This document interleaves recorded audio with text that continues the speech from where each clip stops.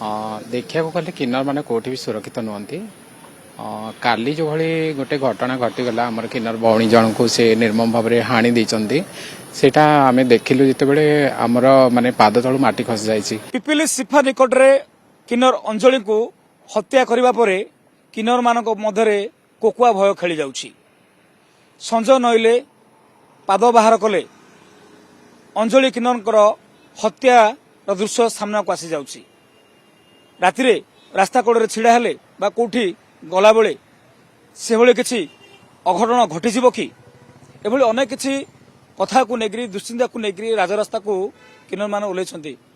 खंडगिरी जो रही आखपाख अंचल किसी किन्नर मान छिड़ा से प्रतिदिन नीतिदिन जमी छिड़ा कथा छिड़ा होती तो किसी किन्नर अच्छा आम से सहित कथा गतकालीर घटना को नहीं से केते भयभीत अच्छा से मनरे कौन चलुछि भय रही कि भय भितर भी से राजरास्ता को कहीं आसुँच कथा आपड़ जानी गतकाली पिपिली निकट रे जो गोटे घटना घटला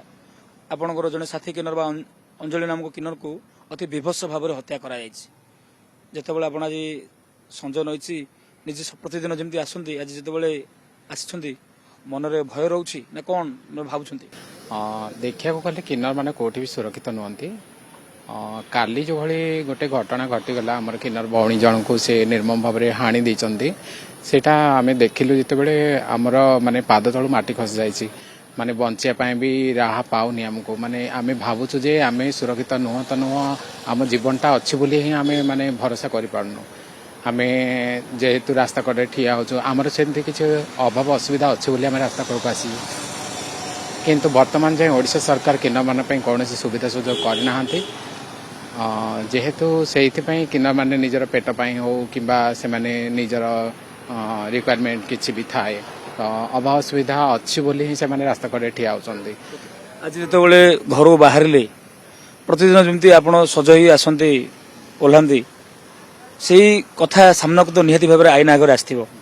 कौन भावुले से समय यही घटना काली राति ही पूरा आमर एबे भी देह थरुची जेहेतु से देखीचु आम सुरक्षित नुह तापरे से जो आम मोबाइल देखिलु से किन्नर भौणी को हाणी देइचंदी काली थारू मते राति भी निद नाई पिला माने समस्ते माने केही भी माने आमर किन्नर भौणी माने सोई नाहांती प्रतिवाद करने सहित समस्ते आम परस्पर माने एमती फोन फान करके से विषय ही आलोचना करूँ तापरे वर्तमान भी आमको भय लगुच रास्ता कड़े जेहेतु आम ठिया हो तो आगर कहीं ना पचर भी कहीं ना से निश्चित भय ही जाऊँ मनरे समय जिते गड़ुची राति माड़ी आसूची से भर प्रतिदिन निहाती भाव में किसी घटना दुर्घटना आपन साथ भी घटुव किए आसुव पाखे किसी कमेंट करदे पड़ो किसी ना कि गोटे निशक्त अवस्था कौन भी कहीदे पड़ो तो गतकाल घटना पर आज आउ टे भयभीत होती ना ना जमी एज यूजुआल जहाँ थिला सबुदिन जमी हुए सेमती आपन को अनुभव हो ना ना यहाँ जेहेतु आम राति ठिया हो रास्ता कड़े आम जीवन प्रति विपद ही सब थाए और भय तो प्रति मुहूर्त आमको भय ही लगी था कहीं आम रास्ता कड़े ठिया हो विभिन्न प्रकार लोक आसुँच मद खाई आसुँच पाउडर खाई आसुँच ड्रिंक कर ओवर ड्रिंक करके आस्था विभिन्न प्रकार स्लांग यूज करती जोर जबरदस्त माने टणा उटरा भी करती भाई ये सी कहीकि माने नेहुरा होकर विभिन्न प्रकार रिक्वेस्ट करके बुझाबुझी छाड़ू कि एमती लोक अच्छा बहुत दुर्दांत लोक भी अच्छा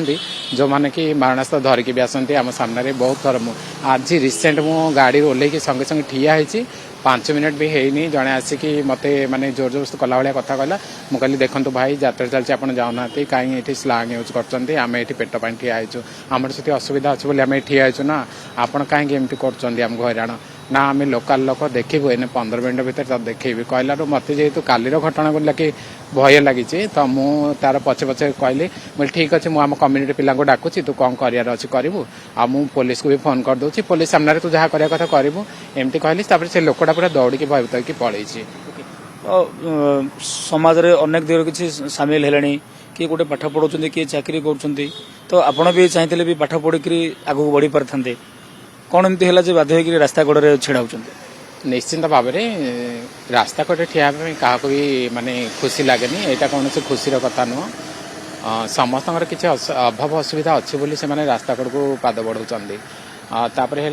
रोजगार कथा मु भी निजे गोटे ब्यूटिशियन ବର୍ତ୍ତମାନ ବି ମୁଁ କାମରେ ମାନେ ଅଛି ଦେଖିବାକୁ ଗଲେ, କିନ୍ତୁ ଯେହେତୁ ମୁଁ ଗୋଟେ କିନ୍ନର ମୋତେ ଦେଖି ସମସ୍ତେ ଟାଇଟା ପୁରା ଏବେ ବି କରୁଛନ୍ତି। ମୁଁ ରିସେଣ୍ଟଲି 1.5 ମାସ ତଳର କଥା କହୁଛି, ମୁଁ ନିଜେ ଗୋଟେ ବ୍ଲାଉଜ ବନାଉଥିଲି, ବ୍ୟୁଟିସିଆନ୍ ଯେହେତୁ ମୁଁ କଷ୍ଟମରର ଅର୍ଡର ରଖି କାମ କରୁଥିଲି। ମୁଁ କାମଟା କରୁଛି, 2 ଜଣ ସ୍ତ୍ରୀ ଲୋକ ଯାଉଛନ୍ତି, ସ୍ତ୍ରୀ ଲୋକ ହେଇକି ବି ସେମାନେ ମୋତେ କମେଣ୍ଟ ମାରିଲେ ଦେଖି ଛକାଟା ବସିଛି, ଛକାଟା ଇଏ କରୁଛି। ତ ସେଇଠି ଆମକୁ ସମସ୍ତେ ସପୋର୍ଟ କରୁନାହାନ୍ତି ନା, ସମସ୍ତେ ଗ୍ରହଣ କରିନାହାନ୍ତି। ତ ସମାଜରେ ଆମେ ବଞ୍ଚିବୁ କେମିତି? ବଞ୍ଚାଇବା ପାଇଁ ଚାହୁଁଛନ୍ତି କିନ୍ତୁ ମନୋବଳ ଭାଙ୍ଗି ଦଉଛନ୍ତି। ଆମେ ବଞ୍ଚିବା ପାଇଁ ଚାହୁଁଛୁ, କିଛି ବି ଆମେ କିନ୍ନର ମାନେ ବହୁତ କିଛି କରିପାରିବେ, ଯେକୌଣସି କାମ କରିପାରିବେ, କିନ୍ତୁ ଏ ସୁଯୋଗ ସମାଜରେ ଆମକୁ କେହି ବି ସୁଯୋଗ ଦେଉନାହାନ୍ତି ବଞ୍ଚିବା ପାଇଁ। ସେଥିପାଇଁ ଆମେ ବାଧ୍ୟ ହୋଇକି ରାସ୍ତାରେ ଠିଆ ହେବା ପାଇଁ ବାଧ୍ୟ ହେଉଛୁ ନିଜର ପେଟ ପୋଷିବା ପାଇଁ। ନହେଲେ ଆମକୁ କ'ଣ ଏଇଟା ଭଲ ଲାଗେ କି ରାସ୍ତା କଡ଼ରେ ଠିଆ ହେବା ପାଇଁ? ଶୀତ କାକର ବର୍ଷାରେ ଆମେ ଯେହେତୁ ପେଟ ପାଇଁ ଠିଆ ହେଉଛୁ, ଏଗୁଡ଼ା ଆମକୁ ଭଲ ଲାଗେନି। ସିଏ ବି ଅଞ୍ଜଳି ବି ଏକୁଟିଆ ଛିଡ଼ା ହେଇଥିଲେ, ଏଭଳି କିଛି ଆସିଲେ ଯାହାକି ଯୋଉଭଳି ଭାବରେ ତାଙ୍କୁ ହତ୍ୟା କରାଯାଇଛି, ଶରୀର ଏକାଧିକ ସ୍ଥାନରେ କ୍ଷତ ଚିହ୍ନ ରହିଛି, ତ ଲାଗୁଛି ଏକାଧିକ ଦୁର୍ବୃତ୍ତଙ୍କ ଗୋଟେ ସମ୍ପୃକ୍ତି ରହିଛି। ତ ସେଟା କିଭଳି ଭାବରେ ପୋଲିସ ପର୍ଦ୍ଦାଫାଶ କରିବାର ଆବଶ୍ୟକତା ରହିଛି, କ'ଣ ଏମିତି ଗୋଟେ ଆକ୍ସନ ନେବାର ଗୋଟେ ଯାହାକି ଗୋଟେ ଆବଶ୍ୟକତା ରହିଛି? ନିଶ୍ଚିତ ଭାବରେ ଆମେ ଦେଖିଲୁ ସେ କିନ୍ନରକୁ, ଅଞ୍ଜଳିକୁ, ମାନେ ଯେତିକି ଆମେ ଦେଖିଛୁ 3-4 ଜାଗାରେ ତାକୁ ହଣା ହେଇଛି। ସେ ତ ଜଣେ କେହି କରିନଥିବ, ଯାହା ସନ୍ଦେହ ହେଉଛି 3-4 ଜଣ ମିଶିକି ନିଶ୍ଚିନ୍ତ କରିଥିବେ। ଆଉ ବାକି ସେ ତାର ବ୍ୟାଗ୍ ଭ୍ୟାନିଟି ସବୁ ଟାଣିକି ନେଇଯାଇଛନ୍ତି, ତାକୁ ଜୋରଜସ୍ତ ମାଡ଼ିକି ବୋଧେ ସେଇଠି ଝଗଡ଼ା କରିକି ହିଁ ତାକୁ ହଣାହଣି କରିଛନ୍ତି। ଆମେ ରିକ୍ୱେଷ୍ଟ କରୁଛୁ ପୋଲିସ ପ୍ରଶାସନକୁ, ସରକାରଙ୍କୁ, ନିଶ୍ଚିତ ଆମକୁ ନ୍ୟାୟ ଦେବ ବୋଲି ପୋଲିସ ଉପରେ ଭରସା ଅଛି ଏବଂ ଅପରାଧୀକୁ ଧରିକି ଉପଯୁକ୍ତ ଦଣ୍ଡ ଦିଆଯାଉ ବୋଲି ଆମର ଅନୁରୋଧ।